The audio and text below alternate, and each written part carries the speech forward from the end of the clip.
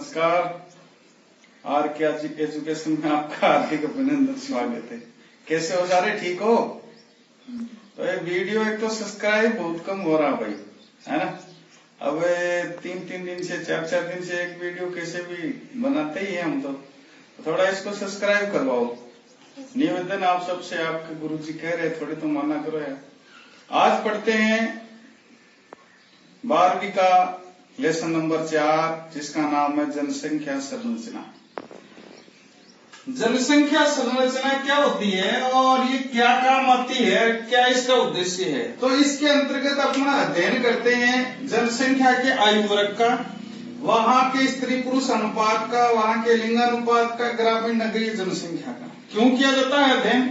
तो किसी भी क्षेत्र विशेष का वहाँ की जनसंख्या संरचना के रूप में इन विषयों का अध्ययन इसलिए किया जाता है ताकि वो जो क्षेत्र है वहाँ पर विकास करने की नई योजनाएं सरकार के द्वारा बनाई जा सके, और ये जो आयु वर्ग के लोग हैं, स्त्री पुरुषों के अनुपातों का गैप है, ग्रामीण नगरीय जनसंख्या का अंतर है, इस अंतर को कम किया जा सके और लोगों को अधिक से अधिक सुविधाएं दी जा सके। इस उद्देश्य को ध्यान में रख करके ये जनसंख्या संरचना एक अलग से टॉपिक है। देखिए आंकड़ों का विषय है पूरा का पूरा, इसमें आंकड़े याद करने पड़ेंगे, कोई इसमें दो राय वाली बात नहीं है। समझने वाला टॉपिक कम है, याद करने वाला ज्यादा है, फिर भी पूरी कोशिश करता हूँ। तो सबसे पहले अपना इसके अंतर्गत विषय आता है नंबर 1, आयु संरचना, आयु वर्ग। आयु वर्ग के अंतर्गत क्या है? देखिए व्यक्ति जब जन्म लेता है तब से जब तक वो मरता है तो उसकी एज होती है 1 दिन का बालक, 2 दिन का, 10 दिन का, 1 महीने का, 6 महीने का, 1 साल का, 2 साल का, 20 साल का, 60 साल का, 80 साल का, 90 साल का, ऐसे। तो इसी प्रकार से इस आयु संरचना में इसको बांटा गया, किसमें? एवरेज में, आयु में कैसे? तो आयु संरचना के हिसाब से इस पूरी जो मानव की जो आयु होती है उसको 3 भागों में बांटा गया है। 0 से 14 वर्ष तक के लोग, 15 से 64 वर्ष तक के लोग और 65 वर्ष से अधिक आयु के लोग। इसमें तो वे लोग आएंगे 1 दिन के बच्चे से लेकर के 14 साल तक के बालक तक।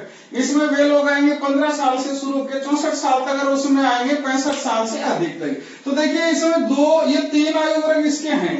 लेकिन अगर अपन बात करें तो एक तो ये पहला और एक ये तीसरा, ये जो दोनों आयु वर्ग हैं ये कुछ नहीं कर सकते हैं, ये दूसरे पे आश्रित रहते हैं। तो जिस भी देश में इन दोनों की संख्या अगर बढ़ जाती है तो वो देश ज्यादा विकसित नहीं हो पाता है, ज्यादा डेवलप नहीं हो पाता है। क्यों? क्योंकि ये लोग फिर कम हो जाएंगे। अगर इन दोनों की संख्या बढ़ेगी तो ये कम हो जाएंगे, तो इन लोगों के ऊपर ही ये दोनों आश्रित रहते हैं। भाई मम्मी है, एक पापा है, अब मम्मी पापा में एक सर्विस करता है तो एक तो उसके ऊपर उसकी पत्नी निर्भर हो गई, उसके बाद में उन्होंने 2 बच्चों को जन्म दिया, ये 2 बच्चे निर्भर हो गए, उनके बाद में इनके 2 मम्मी, एक पापा, 2 पापा नहीं, एक लड़के की मम्मी, लड़के का पापा, एक लड़की की मम्मी, लड़के का पापा, 4 हो गए, 4, 2, 6, एक खुद की पत्नी, 7 लोग निर्भर हो गए। तो ये तो इतना ही कमाएगा, ये तो इन 7 में पूरा कर देगा। तो फिर विकास कैसे होगा, डेवलप कैसे होगा? यानी ये जनरेशन ऐसी है जो देश को विकसित करती है, डेवलप करने में महत्वपूर्ण योगदान देती है। तो ये जनरेशन जहां ज्यादा होगी, जिस देश में ज्यादा होगी, वो देश उतना ही तेज गति से विकास करेगा। और ये सौभाग्य की बात है, युवा अपने देश में कमी नहीं है, क्योंकि अपने देश में तो तुम जानते ही वो वाली बात। तो देखिए आज आयु वर्ग के हिसाब से 2014 की बात करें तो 2014 के अनुसार विश्व में अगर बात करें तो विश्व की कुल जनसंख्या में टोटल विश्व में वर्ग आदमी है 6.8%। अगर 100 आदमी पूरे विश्व में है तो वर्ग कितने हैं? 6.8%। और 100 आदमी पूरे विश्व में है तो पूरे विश्व के अवस्था में युवा कितने हैं? 32.2%। एक दे रखा है विश्व के वयस्कों की आयु, तो युवा के बाद में वयस्क होते हैं वो है 66%, यानी 35 वर्ष से ऊपर, 65 वर्ष से नीचे वाले जो लोग हैं वो कुल विश्व की आयु के कितने? 66% है। सबसे ज्यादा जो वर्ग है वो कौन से महाद्वीप में है? तो सबसे ज्यादा वर्ग है यूरोप महाद्वीप में। कितने हैं? 16.6, यानी यूरोप की कुल जनसंख्या के 16.6% कौन है? वर्ग हैं। उत्तरी अमेरिका में 12.5 है, ये आंकड़े आप लोग लिख लेना, 1-2-3 बार पढ़ोगे याद हो जाएंगे। अफ्रीका में 3.2 मात्र है। एशिया में है कितने? 5.8% कौन है? वर्ग है। 65 वर्ष से अधिक आयु के लोग हैं। अगर देशों के हिसाब से बात करें तो सबसे ज्यादा जापान में 18 जापान की कुल जनसंख्या के 18.27% तो वर्ग ही है वहां पे। जापान के बाद में जर्मनी आता है 17.17, फिर फ्रांस आता है 16.21, फिर ब्रिटेन आता है 15.9%। ये है देशों के हिसाब से। और अगर युवाओं की बात करें तो सबसे ज्यादा युवा कौन से महाद्वीप में है? अफ्रीका महाद्वीप में, क्योंकि अफ्रीका महाद्वीप विकसित महाद्वीप नहीं है, अविकसित है, छोटे छोटे देश हैं, वहां पे जनसंख्या तो बहुत है लेकिन लोगों में साक्षरता नहीं है। इस कारण से अफ्रीका महाद्वीप में देखिए जहां जनसंख्या ठीक होगी और साक्षरता नहीं होगी, लोग डेवलप नहीं होंगे, वही ये ज्यादा बढ़ती है जनसंख्या। ये भी एक सोचने की बात है। अफ्रीका में 44.71% जनसंख्या युवा है, एशिया में 33.6%, उत्तरी अमेरिका में 22.51% है, दक्षिणी अमेरिका में 41.5% युवा हैं और यूरोप में है कितने? 17.5%। ये थी युवा जनसंख्या। अगर इनके भी देशों के हिसाब से बात करें तो युवा सबसे ज्यादा किस देश में है? तो अमेरिका में है 21.6% फिलहाल। फिर उसके बाद में जापान में कितने हैं? 14.3%। कुल जनसंख्या की मैं बात कर रहा हूँ, जर्मनी में 15.2, ब्रिटेन में 17.7%। तो अब इनका कर लेते हैं विभाजन। तो आयु वर्ग का मुख्य रूप से कितने भागों में विभाजन किया गया है? 3 भागों में। सबसे पहले पढ़ते 0 से 14 वर्ष तक का वर्ग, जिसको बोलते बाल आयु वर्ग। ये आश्रित वर्ग है। बाल आयु वर्ग, वर्ध आयु वर्ग दोनों आश्रित वर्ग हैं, जबकि वयस्क आयु वर्ग क्रियाशील वर्ग है। तो आपके क्वेश्चन कई बार बड़ी बड़ी एग्जामों में भी आता है कि आयु वर्ग के हिसाब से कौन सी जनरेशन को क्रियाशील जनसंख्या कहा जाता है? तो वयस्क आयु वर्ग को, जिसमें 15 से 64 वर्ष तक के लोग आते हैं। अपन बात करते हैं कौन से आयु वर्ग की? बाल आयु वर्ग की, जिसमें 0 से 14 वर्ष तक को। तो इसको भी मुख्य रूप से 3 उप विभागों में बांट दिया गया है। 3 उप विभागों में, यानी हर 5-5 वर्ष के अंतराल से इसके 3 भाग बना दिए गए। एक भाग तो वो जिसमें 0 से 4 वर्ष तक के बच्चे आते हैं, दूसरा भाग वो जिसमें 5 से 9 वर्ष तक के बच्चे आते हैं, तीसरा भाग जो वो जिसमें 10 से 14 वर्ष तक के बच्चे आते हैं। हर 5 साल के अंतराल से इनका विभाजन कर दिया गया। देखिए आंगनबाड़ी में भाग लेने वाले ये बच्चे हैं, नर्सरी क्लासों में जाने वाले वो बच्चे हैं, और फिर किशोर हो जाते हैं तो वो आगे की क्लासों में, ऐसे इनको डिवाइड किया जाता है। संपूर्ण विश्व की 26% जनसंख्या इस वर्ग में आती है। कौन से वर्ग में? बाल आयु वर्ग में। सबसे ज्यादा बालक कहाँ हैं? अफ्रीका में हैं। कितने हैं? औसतन 45%। भरमारी है। सबसे ज्यादा अफ्रीका महाद्वीप में है 45%। वहां की कुल जनसंख्या के हिसाब से है। आप कह दोगे नहीं अफ्रीका में कैसे, भारत में होने चाहिए, अफ्रीका में तो छोटे छोटे देश है। अरे वहां की जो कुल जनसंख्या उसके हिसाब से कितने जनसंख्या पे है ये। उसके बाद में बात करें तो विकसित देशों में इन बाल आयु वर्गों का जो औसत होता है वो 16% होता है, जबकि विकासशील देशों में कितना होता है? 29% होता है। आश्रित जनसंख्या का अधिकांश भाग इसी आयु वर्ग में होता है, क्योंकि ये 0 से लेकर के 14 वर्ष तक के बच्चे क्या हैं? आश्रित भी होते हैं दूसरे के ऊपर। दूसरा वर्ग की अपन बात करते हैं तो आता है वयस्क आयु वर्ग, जिसमें 15 वर्ष से 64 वर्ष तक की जनसंख्या के लोगों को, वर्ष वाले लोगों को सम्मिलित किया जाता है। इसे क्रियाशील जनसंख्या के नाम से जाना जाता है। 1 नंबर का क्वेश्चन है, किस आयु वर्ग की जनसंख्या को क्रियाशील जनसंख्या कहते हैं? वयस्क आयु वर्ग। इसको भी मुख्य रूप से 2 भागों में बांटा गया है। एक तो युवा, कई 60 साल के भी अपने आप को युवा ही समझते हैं, वो इधर ध्यान दे ले। युवा आयु वर्ग में 15 से 34 वर्ष तक के ही व्यक्तियों को सम्मिलित किया जाता है। 2-3 साल बाद में मैं भी इससे रिजाइन देने वाला। अगला आयु वर्ग है प्रौढ़ आयु वर्ग, जिसमें 35 वर्ष से 64 वर्ष तक के लोगों को सम्मिलित किया जाता है। बाल संख्या इस आयु वर्ग में अधिक होती है और प्रौढ़ संख्या इसमें क्या होती है? कम होती है। संपूर्ण विश्व का वयस्क आयु वर्ग कितना है? 66% है। विकसित देशों में ये 67% होता है वहां की जनरेशन के हिसाब से, और विकासशील देशों में कितना होता है? 65% होता है। अगला आयु वर्ग पढ़ते हैं वर्ध आयु वर्ग, जो भी आश्रित है 65 वर्ष से अधिक आयु के लोग।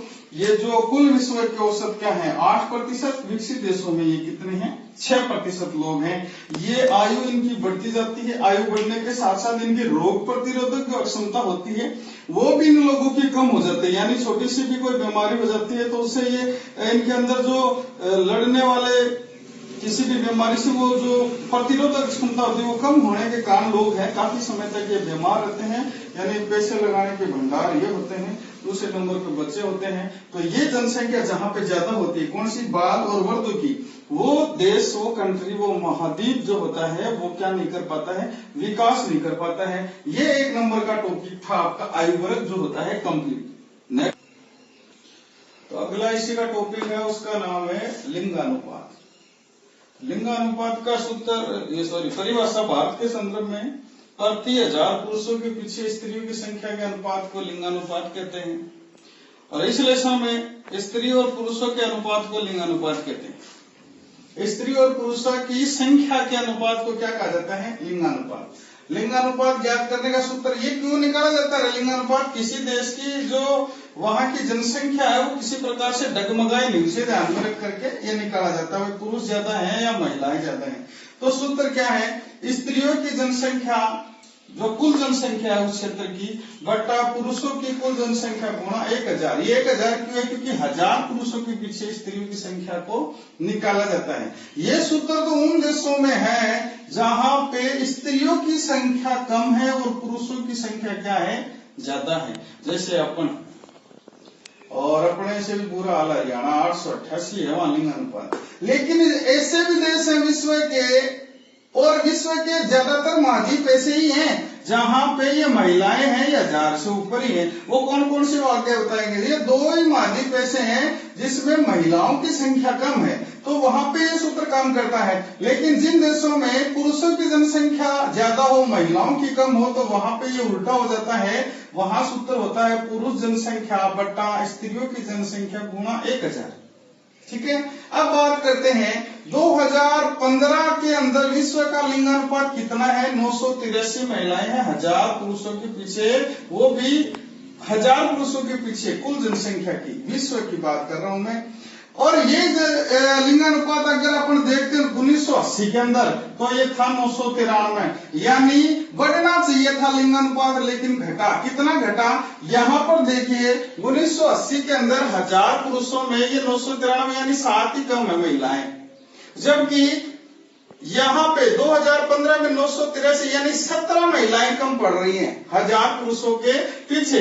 यहाँ पे 7 और यहाँ पे 17। ऐसा क्यों हुआ, तो ऐसा हुआ लोगों की जो दृष्टि है स्त्रियों के प्रति वो हीन भावना, स्त्रियों के अंदर का जो समाज के अंदर सम्मान नहीं है, उसी के आधार पे ये जो जनरेशन है इनकी संख्या ये लगातार क्या होती जा रही है, कम होती जा रही है। तो विश्व के संदर्भ की बात थी। अब महाद्वीपों की बात करते हैं तो 2015 के अनुसार एशिया महाद्वीप में लिंगानुपात है 964 महिलाएं, अफ्रीका में 999 महिलाएं, ऑस्ट्रेलिया में 1000। अब देखो अब बढ़ना शुरू हो जाएगी। मैंने कहा था 2 ही महाद्वीप ऐसे हैं जहां पे कम है और 2 में से एक की बात करें, एशिया ही ऐसा है, एशिया में 964 है, उसके बाद अफ्रीका में 999, तो कोई फर्क नहीं है, एक ही आदमी का फर्क है। ऑस्ट्रेलिया में तो एकदम बराबर का एवरेज है 1000 है। दक्षिणी अफ्रीका में 1033 है। 1033 का मतलब 1000 पुरुष और 1033 लड़कियां हैं, वहां पे स्त्रियां हैं, महिलाएं हैं। उत्तरी अमेरिका में 1029, 1000 पुरुष और 1029 महिलाएं। यूरोप के अंदर तो 1055 यानी 1000 पुरुष और 1055 कौन है, महिलाएं। तो वो महाद्वीप जैसे यूरोप है, उत्तरी अमेरिका है, तुम्हारा दक्षिणी अमेरिका, इनके अंदर ये सूत्र क्या हो जाता है, उल्टा हो जाता है, क्योंकि यहाँ पे पुरुष कम है और स्त्रियां क्या है, ज्यादा है। पश्चिमी जो देश हैं, पश्चिमी यूरोपीय देशों की बात करें तो सारे के सारे ऐसे देश हैं जहां पे गांवों में लड़कियों की संख्या कम है और शहरों में ज्यादा है। और अपने एकदम उल्टा है, गांवों में लड़कियों की संख्या ज्यादा है, शहरों में कम है। क्यों, क्योंकि अपन घर से बाहर लड़की को निकलने ही नहीं देते। लड़का घर से गायब है तो शाम तक घर वाले नहीं पूछेंगे भाई वो कहाँ है, और लड़की अगर 10 मिनट के लिए गायब होगी ना तो पूरे मोहल्ले वो चक देंगे, आप वाले घर मेरी बेटी आई थी, आप वाले घर आई थी। ये समस्या है। तो और यहाँ पे क्या हो रहा है, यहाँ पे ये लड़कियां रोजगार प्राप्त करने के लिए, आत्मनिर्भर होने के लिए, स्वयं का रोजगार करने के लिए अनेक उद्योगों में, फैक्ट्रियों में काम करती है पश्चिमी यूरोपीय देशों में। इसलिए गाँवों से कहा जाती है शहरों में, इसलिए गाँव में जनसंख्या कम है और शहरों में ज्यादा है। अब बात करते हैं इनका बंटवारा कर लेते हैं। विश्व में वे देश जहां पे इनकी संख्या ज्यादा है, वे देश जहां पे बराबर है, वे देश जहां पे कम है। तो अत्यधिक स्त्री अधिकता वाले देशों की बात करें नंबर ए पर, अत्यधिक स्त्री अधिकता वाले देश का मतलब वे देश जहां पे 1000 पुरुषों के पीछे 1050 से भी ज्यादा लड़कियां हैं। वे कौन कौन से देश हैं? तो वो जितने भी पश्चिमी यूरोपीय देश हैं वो सारे इसके अंतर्गत आते हैं। पश्चिमी यूरोपीय देश में जैसे आप बात करोगे ब्रिटेन है, इटली है, ये वाले देश हैं। फिर संयुक्त राज्य अमेरिका इसके अंतर्गत आता है, कनाडा इसके अंतर्गत आता है, दक्षिणी अमेरिका आता है, और दक्षिणी अमेरिका का दक्षिणी क्षेत्र ज्यादातर इसके अंतर्गत आता है। अब देखो ये वही देश है जहां जिन महाद्वीपों में जनसंख्या ज्यादा थी वो इसके अंतर्गत आएगी। आपने अगर ये समझ लिया तो ये अपने आप समझ में आ गया। फिर वो देश जहां पे स्त्रियों की संख्या ज्यादा, थोड़ी सी ज्यादा है, यानी 1000 से 1050 तक है, वो देश है Ukraine, Belarus, Poland, Mongolia, Kazakhstan, Thailand और कंबोडिया। ये वो देश हैं जहां पे 1000 से ज्यादा है, लेकिन ज्यादा भी इतनी ज्यादा नहीं है, यानी 1000 से 1050 के तक है, वो बड़े देश हैं। वे देश जहां पे पुरुष अधिकता ज्यादा है, महिलाओं की संख्या कम हो गई, पुरुषों की ज्यादा हो गई, महिलाएं कम है और पुरुष ज्यादा है, यानी महिलाएं वहां पर 950 से 1000 तक, 1000 से नीचे ही है महिलाएं, पुरुष ज्यादा है। वो वाले देशों में बात करें तो ऑस्ट्रेलिया, न्यूजीलैंड, चीन, कोरिया, ब्राजील, ईरान, मेक्सिको, ये वो देश है जहां इतनी मारामारी नहीं है, यानी ज्यादा अंतर नहीं है, लेकिन अंतर होने लग गया है। और लास्ट वो देश जहां पे पुरुषों की जनसंख्या अत्यधिक है, और इसमें तो अपना नाम आएगा ही, क्योंकि अपन तो भारत के समाजवादी, भारत के परंपरावादी विचारों वाले लोग हैं। परंपरा चली आ रही कि घर में लड़कियां से कितनी हो जाए, लड़का नहीं होगा ना तो घर का वंश नहीं चलेगा, बेल नहीं बधेगी। वो परंपरा के चक्कर में बेल इतनी बधा देते हैं कि गांव वाले पूछते हैं किसकी लड़की, किसकी लड़की, तो मेरे हिसाब से एक गांव में लड़कियों का ही बसा देते हैं। ये वो यहाँ पे होती है दिक्कत।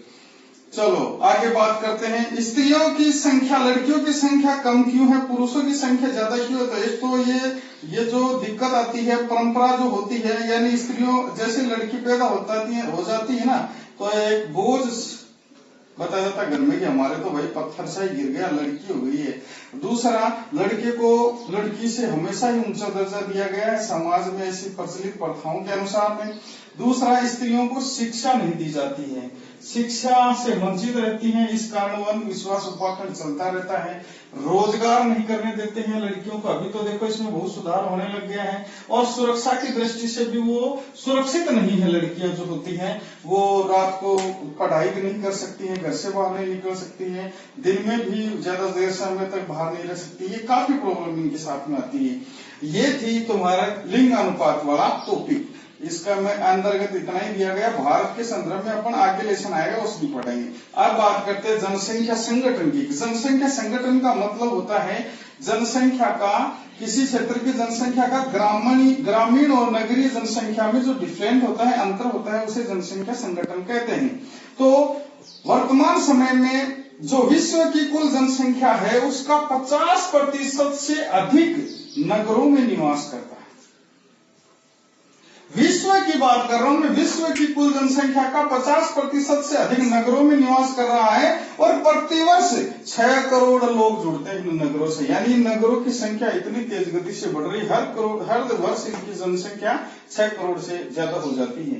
बात करते हैं कौन से महाद्वीप में कितने लोग नगरों में रहते हैं, तो एशिया और अफ्रीका ऐसे महाद्वीप हैं जहां पे कम लोग नगरों में रहते हैं, जहां की कुल जनसंख्या के लगभग 38% लोग ही नगरों में रहते हैं। बाकी जो बच गए, कितने बच गए, 62% लोग या 65% लोग जो जितने होते हैं, अभी तो ये 62 ही बचते हैं, पर 62 से 65% तक के लोग हैं वो गांव में निवास करते हैं। लेकिन इसी का उल्टा अगर देखते हैं उत्तरी अमेरिका और पश्चिमी यूरोपीय देशों में, तो वहां की कुल जनसंख्या का 75 से 80% तक या 75 से 78% तक लोग कहाँ निवास करते, नगरों में। गाँव में कितने बचे, मात्र 20-22% लोग। 1960 में बात करें तो नगरों की कुल जनसंख्या विश्व में मात्र 80 करोड़ थी। 1960 में विश्व के अंदर नगरीय जनसंख्या थी कितनी, 80 करोड़, जो 2000 में बढ़ करके कितनी हो गई, 290 करोड़। ये तो जनसंख्या का आंकड़ा है करोड़ों में, लेकिन अगर इसी को प्रतिशत में देखें तो 1975 में विश्व की कुल जनसंख्या की 38% जनसंख्या नगरों में निवास करती थी 1975 में, जो 2015 में बढ़कर के कितनी हो गई, 53 हो गई, यानी दोगुनी से थोड़ी सी कम मान लो आप। अगर इसी गति से ये जनसंख्या नगरों की तरफ जाती गई, बढ़ती गई, तो बताया है कि 2025 तक जाते जाते ये जनसंख्या 61% तक हो जाएगी। यानी प्राथमिक व्यवसाय छोड़ रहे हैं आजकल के लोग, द्वितीय तृतीय चतुर्थ व्यवसाय में काम कर रहे हैं। अभी होते क्या प्राथमिक द्वितीय, ये आपको मैं आगे बताऊंगा। प्राथमिक व्यवसाय तो वो व्यवसाय होते हैं जिनको मनुष्य प्राचीन काल से करता आ रहा है, जैसे कृषि है, खनिजों को खोदना है, कंदमूल फल तोड़ने हैं आदि कई काम, मछली पालन करना है, मुर्गी पालन करना, पशु पालन करना, ये सारे के सारे आते हैं प्राथमिक व्यवसाय में। तो लोग इनको छोड़ रहे हैं और द्वितीय तृतीय व्यवसाय की तरफ जा रहे हैं। उच्च नगरीय जनसंख्या की बात करते हैं, वे देश जहां पर 60% से अधिक जनसंख्या नगरों में निवास करती है, वे विश्व के कौन कौन से देश हैं, तो वे देश है America, Canada, Mexico, Brazil, Australia, New Zealand, Japan, Singapore, Europe के जितने भी अधिकांश देश हैं वो सारे के सारे इसी के अंतर्गत आते हैं। देखिए ये सारी के सारी डेवलपमेंट कंट्रियां हैं जो विकसित हो चुकी हैं, तो आपको ज्यादा इसमें सोच नहीं करना है। एक बार इनको पढ़ोगे और ये समझ लोगे कि ये विकसित देश हैं, तो आपको सारी बातें समझ में आ जाएगी। मध्यम नगरीय जनसंख्या वाला देश यानी वे देश जहां पे 40 से 60% तक जनसंख्या कहाँ निवास करती है, नगरों में, तो उसमें आते हैं चीन, इंडोनेशिया, दक्षिणी अफ्रीका और मिस्र। और लास्ट बात करते हैं न्यूनतम नगरीय जनसंख्या वाली बात, तो उसमें अपन आएंगे। अपन जब आते हैं तो अपने पड़ोसी देश सारे ही आ जाते हैं। तो न्यून नगरीय जनसंख्या जहां 40% से कम जनसंख्या नगरों में निवास करती है, ज्यादातर जनसंख्या गांव में निवास करती है, वो है भारत आ गया, तो पाकिस्तान, नेपाल, दक्षिणी पूर्वी एशियाई देश और अफ्रीका के अधिकतर जितने भी देश हैं वो इसके अंतर्गत आते हैं। तो अपने हो गए हैं टॉपिक 3। 1 नंबर पे आपने पढ़ा लिंगानुपात, 2 नंबर पे आपने पढ़ा जनसंख्या संगठन, और अभी लास्ट जो टॉपिक बचा इसका वो बचा साक्षरता। और साक्षरता में कुछ नहीं दिया है, सिर्फ देशों के नाम दिए, वो मैं आपको बता देता हूँ। अभी आपका लास्ट टॉपिक है इस लेसन का, फिर ये कंप्लीट हो जाएगा। और इस टॉपिक का नाम है साक्षरता। तो 2015 के अनुसार विश्व की साक्षरता कितने प्रतिशत है, विश्व की है 77% साक्षरता। अब विश्व के संदर्भ में साक्षर व्यक्ति किसे माना गया है, तो वो व्यक्ति 7 वर्ष या इससे अधिक आयु का व्यक्ति जो किसी भी भाषा में पढ़ सकता हो, किसी भी भाषा, कोई भी भाषा हो उसको पढ़ सकता हो, लिख सकता हो और समझ सकता हो। ये 3 काम आते हैं तो साक्षर है। 7 वर्ष से इससे अधिक आयु का व्यक्ति जो किसी भी भाषा को पढ़ सकता हो, लिख सकता हो, उसे समझ सकता हो, उसे क्या माना गया है, साक्षर माना गया है। विश्व के वे देश जो 100% साक्षर है, यानी वहां पे निरक्षरता है ही नहीं, वहां पे वो पूरे के पूरे साक्षर ही है, तो वो देश हैं। इस बात को वेरी इंपॉर्टेंट लगा लेना और ये आप लोग अपनी कॉपी में अच्छी तरह से लिख लेना। वो कौन कौन से देश हैं, नंबर 1 पे जापान, ऐसा देश है 100% साक्षर है। ऑस्ट्रेलिया, डेनमार्क, फिनलैंड, स्वीडन और Norway. Japan, Australia, Denmark, Finland, Sweden, Norway. Japan, Australia, Denmark, Finland, Sweden, Norway. 1 2 3 4 5 6 ऐसे देश हैं जो क्या है 100% साक्षर है। 100 के 100 साक्षर वाले देश हैं। कौन कौन से, Japan, Australia, Finland, Denmark, Sweden और नॉर्वे। ये था अपना लेसन नंबर 4, विश्व जनसंख्या संरचना। आशा करता हूँ आप लोगों को पसंद आया होगा। इसके नोट्स जरूर बनाते रहिए और एक हमारा जो वीडियो चल रहा है इसको सब्सक्राइब करवाइए, ज्यादा से ज्यादा अपने सारे दोस्तों में भेज करके। आज मैं देखूंगा लिंक डालने के बाद में शाम रात को 9 बजे तक देखता हूँ तुम कितने लोग मेरी बात को मानते हो और इसको ज्यादा सब्सक्राइब करवा दो। जय हिंद, जय भारत, जय जय राजस्थान।